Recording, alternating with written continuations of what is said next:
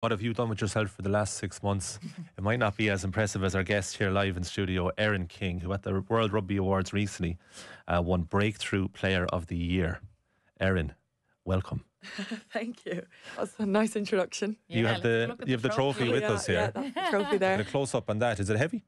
What are we talking? I haven't got a chance to lift Not it too yet. heavy yet. Used to go off that. I'll pretend Light I'm enough, Breakthrough Player lighter of the than Year. you'd think. Oh, I'll tell you, there's a good substance to it. Yeah. World Rugby Women's 15s Breakthrough Player of the Year. Erin, you've barely played any 15s. Yeah, no, I haven't played too much 15s now, no. Like, this must be some sort of world record in itself to win it with so few games. So, Yeah. to give listeners a reminder, really, when you played a warm-up game before the WXV1 competition in Belfast against Australia, Yeah. that was your fourth ever game of 15s rugby, is that correct? Fourth ever game of senior 15s rugby, yeah. So, yeah, I was in camp for 2 weeks before that match. So, yeah, it was quite a quick learning curve compared to the sevens. So let's start from the start. So it's sevens you're first involved in, and then Yeah. how does the transition to 15s happen? Are you pushed that way, or do you want to do it yourself? I mean, I've always obviously been interested in the 15s and always seen them and kind of thought, I wonder if I would get on well with them. And then I guess after the Olympics, the opportunity came up and a few of us got asked, would we want to give 15s a go? And yeah, I guess I kind of was like, I might as well just give it my all. If I'm not good at it, I'm not good at it, and I'll stick to the sevens, but I'll just throw the kitchen sink at it and see what I can do. And yeah, I ended up enjoying it and getting on quite well, and I was quite lucky. The teams really progressed in the last year, and I got to come into a really good setup. That's a really good point, because it was as recently as the start of last year where the 15s game was in turmoil in Ireland that we had a really disheartening Six Nations. But look at 2024, and you've come in at an amazing time and added to it as well. Yeah, no, like the girls, obviously they've been working behind the scenes for years now and not really getting the rewards that they deserved, and you know, haven't been getting the funding and the things like that that they should have. And then the RFU invested loads into them, got us a great coaching staff, and it's finally paying off. And yeah, going into WXV1, I think a lot of people wrote the girls off and wrote us off and said we weren't quite ready. And yeah, there's a lot of belief in that squad, and the culture's great at the moment. And yeah, we kind of all had a common goal of doing as well as we could and coming second. I think we kind of proved everyone wrong. What would you say is your biggest strength? Like, is it other than your physical skill set as a rugby player? Is it your self belief to be able to make this transition and then be so impactful from the start? Probably, like, you do have to have that belief where you're going to go nowhere. And I had to kind of big myself up going into 15s, being like, I am good enough to do this. And because there were definitely days I was like, I'm not a 15s player. Like, really, I can't wrap my head around the sport. You know, maybe it's just not for me. And why did you think that? What were the reasons that you thought that? Just like the structure of how you play and like following a system. I wasn't used to that, because in sevens you kind of just play what you see more so, and it's kind of down to athleticism, whereas 15s, like, you have to play how everyone else is playing and play how the coaches tell you to play and things like that. And even like the line outs were so complicated at the start, and I was like, oh my God, I don't think I'm able to do these. And I'd never been in a mall before, and having to be in a mall with all these girls that are a lot bigger than me was quite scary at the start. And there was definitely a few days that a few tears were shed leading into that Australia game. But really, I kind of just persevered and was like, I might as well give it my best shot, and I'll have no regrets. And yeah.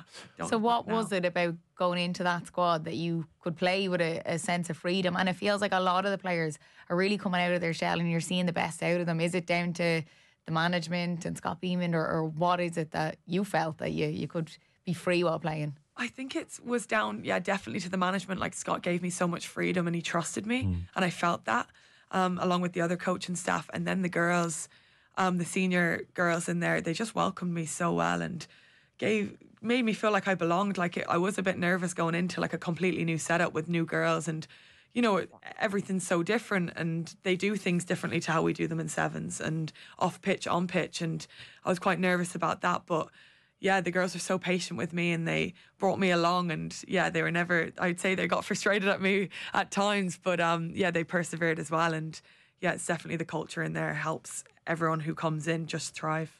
Is there a different culture between sevens and 15s actually?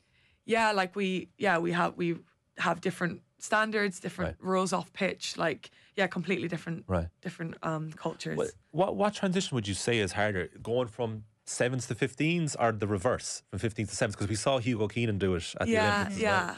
Probably say, oh, well, I haven't done it, but I'd say 15s to 7s, because just the athleticism and like the high speed meters, and you're quite used to it in 15s, just not going through the motions, but like having 80 minutes to play. Whereas in 7s, you have to be firing, ready to go. You can't warm up into the game. You have to, it takes practice, be on it from the get-go. So I'd say that would be quite tough to go from 15s to 7s. But then again, going from 7s to 15s was tough. So yeah, I haven't done the reverse. Well, you made the transition pretty easily, seamlessly. Like when you think back against Australia, and then the big one was against New Zealand. New Zealand, yeah. Talk us through that, coming off the bench, and what happened. I guess, yeah, like I've said, like we had a lot of belief in the squad, and we talked about kind of belief versus awe going into that game. How like obviously it's the Black Ferns, we're gonna have to face the haka, but let's embrace it. Let's embrace the challenge. And training was going really well the week leading up to it, and I think everyone in the room, we had a meeting before, I think everyone genuinely believed that we could beat them, and I think that's the most important thing. And then yeah, we obviously, I came on, and I think it was a bit touch and go the time I came on in the game, and I was just like, I'm just going to do everything in my power to help the girls and help us win. And yeah, I think it was one of my favourite days in the green jersey. Yeah, 2 tries. Oh, yeah. Yeah, I was quite lucky to I just popped it over the girls did the hard work, and I just got to put it on the try line. So yeah. I mentioned in the intro there that like the 6 months that you've had from like June to December is just remarkable. So like you're not content with winning this like incredible award, and you've made history with it being the first player. So that itself is incredible. Then to go viral at the Olympics. yeah. Well, I think we have a picture of this, right? So you're just casually lifting your teammate and best friend Emily Lane. Yeah. We might have the picture up in a second, but talk to us about that, because I heard you speak during the week that was just completely normal. You do this all the time, like it just happened to be the cameras caught it. There it is on screen for people who can't see it. You're basically missing out on one of the most remarkable sports photos of 2024. Yeah, I suppose like everyone is so shocked by it, and I guess we just think it's normal because going into the Olympics, we hadn't really done the pod lift like that much in games. So we practiced it like day in, day out.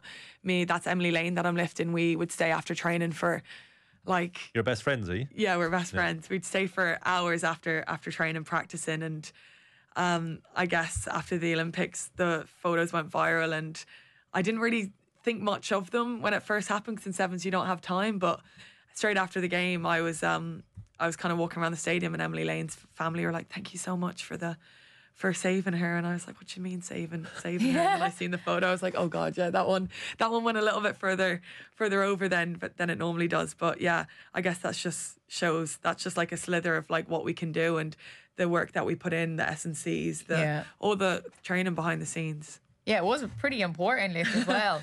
And it did go so viral. Did you hear from anyone, or did you get messages from anyone in particular? Because it really did just blow up. Yeah, it blew up. Like I got such a big following from it. I think going into the Olympics, I had like 3,000 followers or something like that. And then afterwards, I got like thousands of followers and things like that. We actually have video footage of this moment. So we could play here. Oh yeah.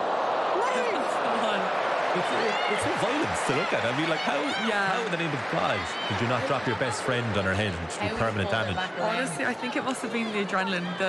I'd say the 66,000 people in the stadium helped the cause, and just the energy. I loved playing in front of that many people, and I kind of thrived off it. So yeah.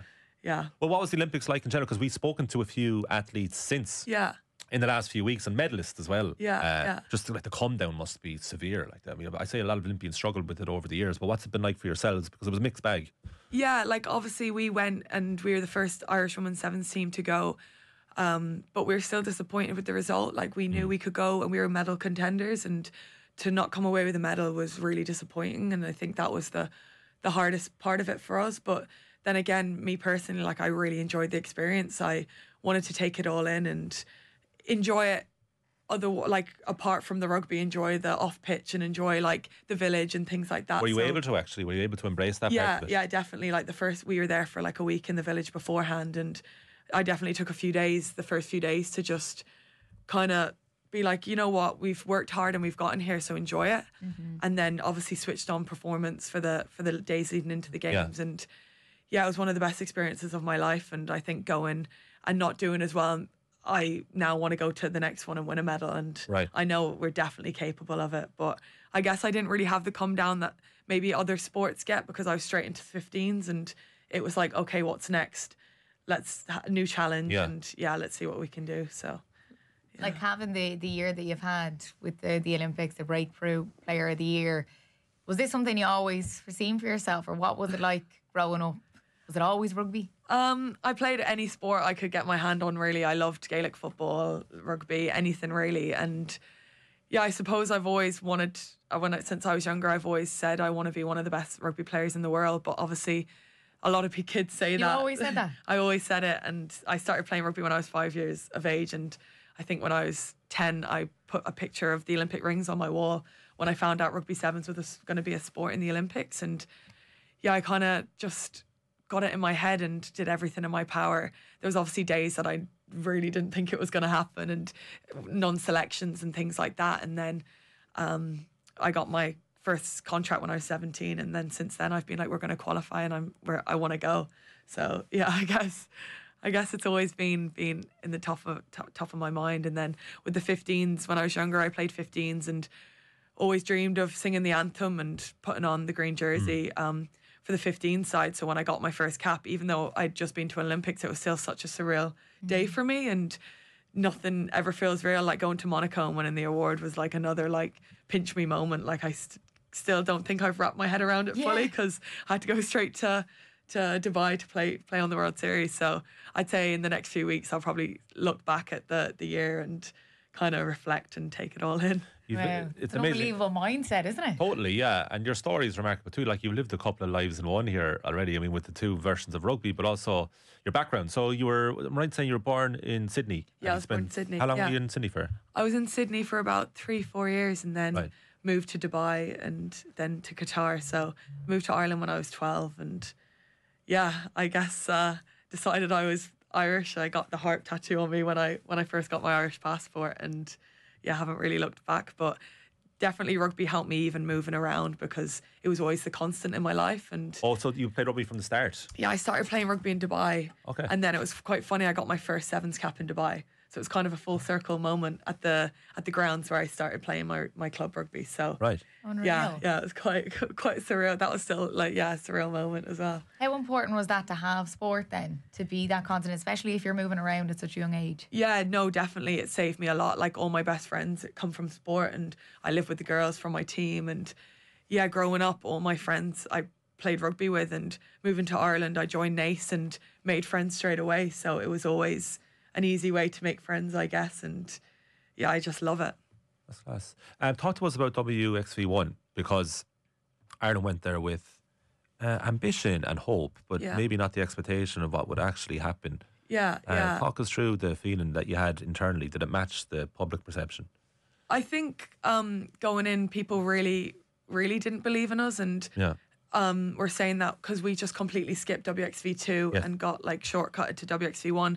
A lot of people are saying we weren't ready, and you know, it wasn't beneficial for us to be going into a competition where people thought we were going to just go and get absolutely hammered. And within the squad, that wasn't the feeling at all. Like, we'd been working behind the scenes, and the girls had been working behind the scenes for months and months in the centralised programme, and we kind of just put our heads together and was like, I think we can show them that we can beat the likes of the All Blacks and the USA and stuff. And I mean, I don't know if we fully thought we'd come second in the competition now, but we knew that there was so much talent in the squad, and Scott had been working so hard to kind of make it come to life, and the rest of the coaching staff as well. And it was great that we got to go and prove ourselves. And I think that's just a tiny little glimmer of what this team can do. Like, I'm so excited for the Six Nations, because I really, really think that we can compete with the likes of France and England and do things that we've never done before. And it's even better. I feel like the Six Nations will get us the following. Like, we've 2 big home matches, and hopefully people will come out and watch us, and then we can put on a show for them. I'm keen to talk about next year actually and your ambitions, but just on how well the tournament went for you personally, with the evidence right here in front of us. Sports people always talk about being in a state of flow. Yeah, And actually it goes to any industry you work in. You get it so rarely in life that you're in a state of flow and it's amazing and you don't want to get out of it. Yeah. Is that how you would describe how you were during this tournament? Were you aware of did you allow yourself to celebrate how well it was going? I probably personally am quite tough critic. So Okay. in the moment, like, I didn't really know how well I was going because, I don't know, I was still making mistakes and I wasn't perfect. So I'd probably focus on them more than the positives. And just every game, I just wanted to get better and better. And I kind of got introduced to it quite nicely. Like I had 2 games off the bench and then I got to start, and yeah, I was very nervous for the start. I was like, oh my God, I could throw it all away now. This could be I don't know if I can even play 80 minutes because, you know, I'd only done whatever 30 minutes. And yeah, after the Canada game, I was actually quite disappointed because we had lost it. And I was like, oh my God, my first start, I'm after losing. And then I guess the girls, we all just rallied together and they were all filling me with confidence, and the coaches were telling me to just keep doing what I'm doing, which really helped. And then I don't think it was till after the tournament and I watched all the games back properly and was like, oh no, I actually did better than I thought. And well, I didn't ever imagine to be nominated, let alone win the breakthrough player. So I think after that, I kind of gave myself a little bit more credit and was like, okay. What was your phone happy more for, the viral moment at the Olympics or the receipt of this trophy? I think both of them went crazy. Like, I didn't realize I was the first Irish woman to win the award until I'd won it. It's incredible. I'd seen the post and I was like, oh my God, I'd never even thought about that. Because I guess it's just something you wouldn't think about. You must be the fastest breakthrough as well, like specifically. The fewest Yes. number of games to win a trophy for breakthrough I'd player of the say year. so, because I was like, oh, I obviously won't win it. Like, there's girls that have gotten a Six Nations Yeah. and also the WXV. So Because the nominees were of a serious standard. yeah, Brilliant. like Yeah. there was the Australians and the Kiwis Yeah. and the English. So I just didn't think I was going to win it. And then, yeah, I was very shocked to say the least. But very, very honoured and very lucky to be in the position I am. Oh, absolutely. And what has it all been like for your family? Like, was the King household always a mad rugby household? Yeah, my dad played rugby and I have 4 brothers and they all played. So I suppose we're a rugby mad house. They all came to the Olympics and watched me, and they kind of like any excuse to go on holidays and come watch. But I brought my mum to the awards, Yeah. which was really nice because obviously she's, a lot of people say it, but she's kind of was my taxi driver when I was younger and always pushed me and helped me, and kind of, she always believed in me and told me that I was, but like any mom does, the best. And yeah, it was nice to bring her. I think she couldn't quite believe it in Monaco. She was asking me to take photos of her with like all the rugby players, and yeah, she was kind of, yeah, it was nice to kind of give back to her for all that she's done for me. Incredible, yeah. Yeah. I like for the families in these situations, like it's probably even more amazing as well to look, because you're living in it and you Yeah, don't have they that can much take time to it think in. about it. Yeah, Exactly. a little bit more. Yeah, I suppose she can take it in, and she actually she off the cuff just flew to Vancouver just for the Black Ferns game, which was a good one. Amazing. To come That up with. was, she knew, like she She chose predicted. well, she knew yeah. she knew her daughter well. It's such a massive time ahead for Irish 15s rugby to Six Nations and the World Cup. Is there any reason why Ireland's progress generally shouldn't continue as it is? Shouldn't continue. Yeah, is there any barriers in the way here? Because like we touched on a while ago, we've come so far in the space of a year and a half. Yeah. Personally, I don't think so. Like, I'm in there every day training and I Yeah. see the girls progress, and I can literally see us getting better and better. And I just think there's so much more to come. I think, like, it was so exciting, WXV1, and yeah, people have started picking up on, oh geez, they're actually quite good, and hopefully we'll get the crowds at the Six Nations games and we'll put in a performance that we're proud of there leading into the World Cup, because I guess the World Cup is the big one this year, and to go and compete with the best in the world would be amazing. And we've got the Black Ferns in our pool. Like, we've got a great pool, and I think we can top that pool and yeah, win our quarterfinal. And yeah, who knows what will happen. But yeah, we just have to now walk the walk, I guess. And yeah, I'm talking the talk a lot because I do have so much belief, but I fully believe that we can do it, and hopefully everyone can jump on the bandwagon. Is that amazing to be part of a squad where there is this massive belief, like it's radiating off Yeah, you? the culture in the squad is amazing. Like, we talk about the green wave. I don't know if you've heard us talk about it, but it's the strongest wave in the ocean, and that's kind of what we call our team. And everyone who's kind of touched the program, our families, our coaches, girls that are injured at home, like, we're all part of that green wave, and together we can do anything. And yeah, that's kind of what's driving the driving force. Sorry, the green wave is actually a thing. It's actually a thing. Apparently, it is a thing in the I've in never the heard Irish of Sea. There's actually green waves, and they're the strongest Oh, waves. it's pollution. Yeah, probably. I don't know. But it's we all have notebooks that have a green wave on it, and yeah, it's just this big thing that we all fully believe in, and yeah, it's obviously working, I think. Where did that come from? Is it a psychologist you work with, or Yeah, Scott, or- Sean Ryan, he came into the program to help with the culture, and yeah, he's been amazing, and he's helped so much. And off pitch, we've come on leaps and bounds, and it was set up when I came in. The Sam and Adele, the captains, they kind of have been pushing it, and they're brilliant. And all the girls in the performance group, they're so helpful, and they kind of taught us the green wave when we came in, and it was brilliant to learn about it and become it, I guess. Can I ask you, when you win such a prestigious individual award, does it make you hungrier for more awards like that? Or is it still very much the team ethos? I know it's a difficult question because you're like, I'm going to say the team, but Yeah. is there, the way like that's such an incredible lift internally. Do you want more of that? Oh, 100%. Like, I'm always thriving for more, like, one breakthrough player of the year, but like, when can I win World Player Well, I of the was Year? going to ask. Kind of I way, mean, is like, that the Yes, ambition? Erin. that's the ambition. Like, I want to make dream teams. I want to I want to be one of the best rugby Like players Eco in the Wave world. for making dream team, yeah. Like, I'm always going to be pushing to get better individually, yeah. But like, obviously, it is as a team, we win as a team and stuff. But you're lying if you don't say you want to be the best you can be. And yeah, it's nice obviously to win the awards, but the success as the team, I prefer. I love winning as the team, and when the team does well, it's better. But yeah, it's nice to get individual awards, and I'm always going to be pushing to be individually the best. And the as fact well. that you said it as a kid and you're actually like living your dream. Yeah, it's surreal. Like, I still, even being here chatting to you, like, everything for me is like living the dream, kind of. Yeah, that's top. This is the top. This is the pinnacle. This is it. Monaco You're done is now. down You're here, up sorted. the balls up Straight on here. the LinkedIn. Straight on it. Erin, thanks a million. You've been great for your time Thank you coming so in as much. well. Best of luck with 2025 and beyond Cheers. as well.